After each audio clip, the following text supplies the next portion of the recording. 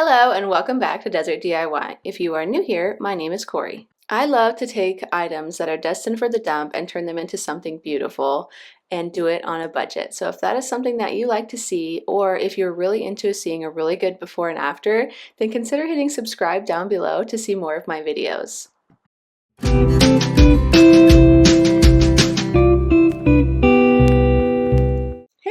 I have missed you all so much. It has been a couple weeks since my last upload, and I have really good reasons for taking a short little break there, and I will share all those reasons next week in my Q&A video, so keep an eye out for that one. But for this week's video, I am participating with over 20 channels doing a $100 or less furniture flip challenge, and the hosts for this are going to be the Hensons from Henson's Home Furnishing, and as well as Amber from Unique Upcycles. They're wonderful furniture flippers. I will link the playlist for this challenge down below. I have seen some of the befores and afters already, and they're all really, really amazing. I'm also really excited to show you guys mine. It is a style I've never done before. You guys know I am always trying to do different things that I've never done before and challenging myself, as well as just giving you guys a lot of different variety of different styles to see to help inspire you at home. I got this dresser from somebody who had it stored in a like a driveway carport area, and so it was still outdoors and exposed to the elements, but it was not rained on since there was a roof over it. So it has a lot of issues that you see in the desert, like dried out glue, pieces falling apart. We have the veneer lifting, all those telltale signs that you have a piece that has been left in the desert. And this piece needed tons of work, and a lot of prep work went into it before I even got to start with the black wash finish that I'm going to do on it. The style that I'm choosing for this piece is going to be what I am deeming as Victorian Gothic with a little bit of glam. Here we go.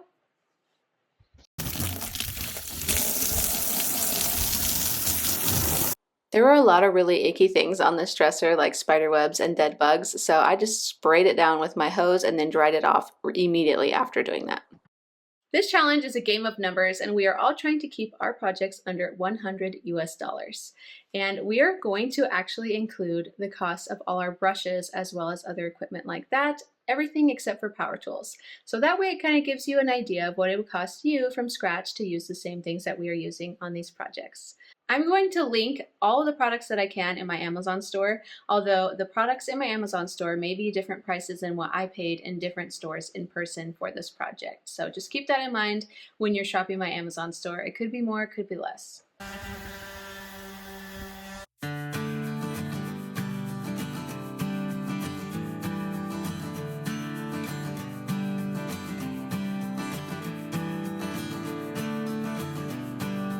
The first product that I use is sandpaper. I used about 4 sheets of 220 grit sandpaper that cost me about $2.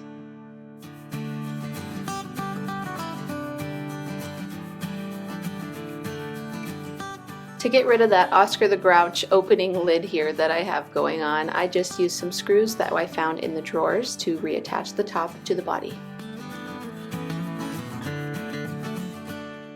You can find wire brushes at the dollar store.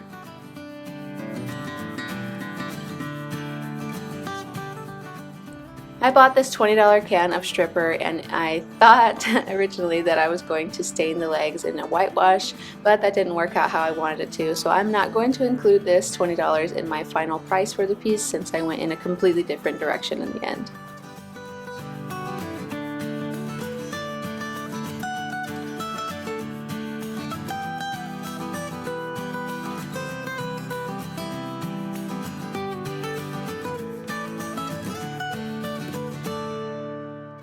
There is a love-hate relationship for me with this drawer liner stuff. When they come out perfect like this, I love it because it means it preserved the drawer. But when they tear apart into tiny little pieces, that is when I lose my mind.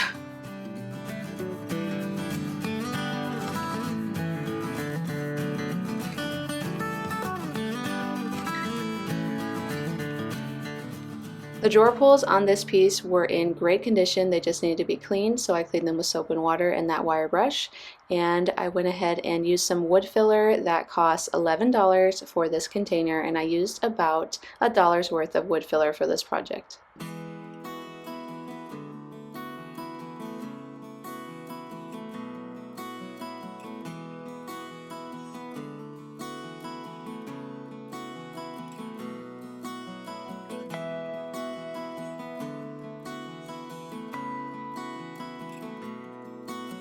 Removing veneer that is chipping or peeling off is really simple to do with a heat gun. It comes off very easily, and if you ever have any issues getting it off of a piece of your own, you can always put a damp rag, not a super wet rag, but a lightly damp rag over the veneer for a few minutes before starting to work on it with the heat gun.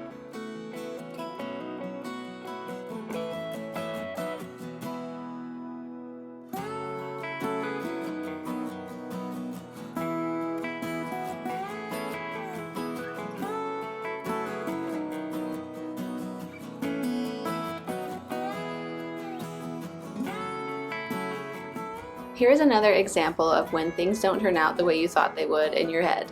I was using the black gel stain by Dixie Belle, and it was just not as black as I had pictured in my brain for how I wanted this piece to look.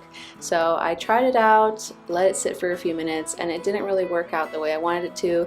So I'm not going to include this product in the total price because in the end I didn't really need to use it. What I did end up doing was using black paint and watering it down to create a sort of black wash or black stain for the piece that was more of a solid black that still showed the wood grain through. The cost for this black wash was about $8. The can of black paint that I was using there is about $25 for the can, and I used about a third, which is around $8. The paintbrush that I'm using was $9 from Home Depot, and it is an angled brush that is completely synthetic with very fine hairs or bristles, whatever you want to call it, that it makes it to where you get a really smooth finish.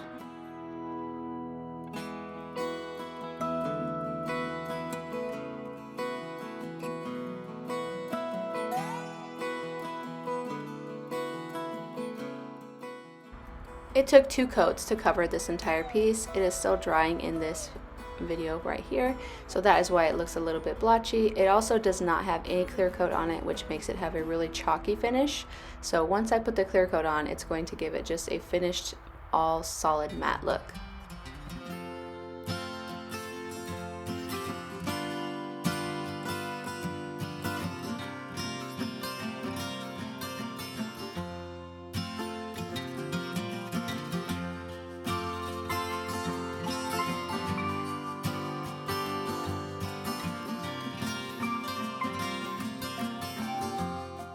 The clear coat that I'm going to use is a water-based matte finish by Varathane, although other brands are just as good.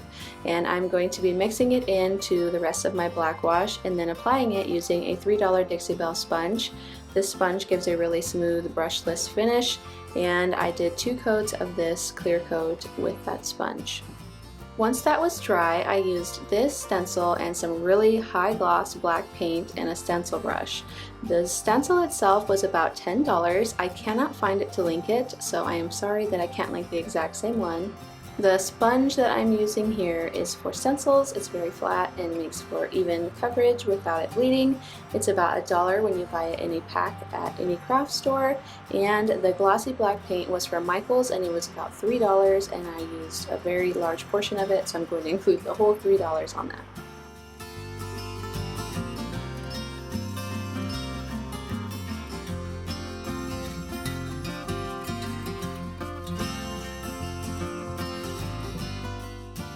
My final product is Rub and Buff in the color Gold Leaf. It costs $7. I used about $3 worth because I did the handles as well as the legs on this piece.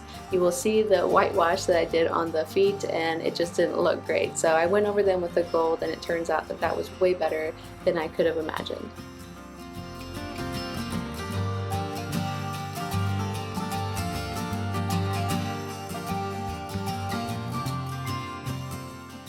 Here's the finished dresser in all its glory. You would never guess that this is the same dresser that we started with. It looks beautiful. It totally has that Gothic Victorian charm to it, and the lines of this piece are all showing so well with this new pattern that I created by just using different sheens of the same color.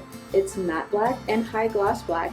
You can see the beautiful stenciling without it being like loud and in your face. It is subtle and gorgeous, and it only costs about $53 to achieve this look. It actually cost me less than that, since I do reuse all my brushes and things like that. Plus the paint was given to me by a good friend of mine, but if you're recreating this, you can do it for about $53. Thank you so much for watching. If you liked what you saw today, don't forget to hit subscribe right here, and I will have the link to the playlist right here if you want to check out the rest of the projects that are in this collaboration. I'll see you next week. Bye!